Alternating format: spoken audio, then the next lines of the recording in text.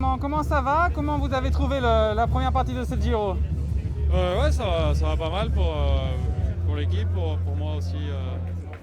Ça se passe bien. Ouais, c'était un début du Giro quand même assez difficile, aussi par la météo du début de la semaine passée. Et voilà, après, on a eu quand même de belles émotions aussi avec l'équipe. Voilà, protéger le maillot rose. Donc, pour nous, il y a une bonne dynamique et il y a une bonne ambiance dans l'équipe, ce qui est important pour les étapes difficiles qui sont à venir. Avant de parler d'aujourd'hui, pouvez-vous juste revenir un peu sur le sentiment que c'était d'avoir ce maillot rose dans l'équipe? Ouais, surtout que c'était très inattendu. C'est surtout cet effet de surprise qui nous a vraiment tous fait du bien. Et voilà, pour nous, c'était plus qu'espéré. Déjà, on pensait protéger le maillot blanc d'Attila et voilà, il s'est retrouvé en rose et c'était vraiment des bons moments et ça nous a vraiment bien lancé sur ce Giro. Un chapitre de ce Giro se ferme aujourd'hui et un autre s'ouvre avec la haute montagne.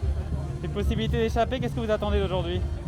Oui, alors c'est sûr qu'une bonne partie du peloton espère aujourd'hui que l'échappée aille au bout. Après, il y a très peu de difficultés sur la première partie de l'étape, ce qui veut dire que ça sera une échappée avec pas forcément que des grimpeurs. Ça sera vraiment une échappée un peu qui va sortir un petit peu, comment dire, avec, ça va pas sortir à la pédale, mais voilà, avec un fait de course. Donc il va falloir être vigilant si on veut être dans l'échappée.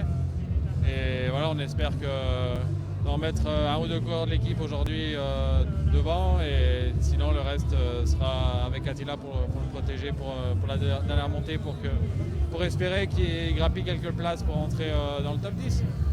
Qu'est-ce que vous pouvez nous dire sur la dernière ascension sur le Zancolan? C'est pas le versant le plus difficile. Est-ce que ça reste genre de montée effrayante, ou alors est-ce que c'est plus proche de montée typique, si je puis dire? Alors, c'est sûr que ça reste une montée très, très difficile. Après, voilà, on a l'habitude aussi de faire des montées, je pense, encore plus difficiles.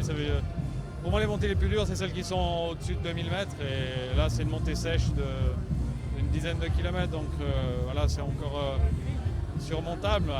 Je dis ça, peut-être je vais le regretter aujourd'hui dans le final. Mais voilà, pour moi, les montées les plus dures sont quand même ce qu'il y a quand on est en haute altitude. Mais aujourd'hui, ça promet bien sûr un beau spectacle et c'est une montée mythique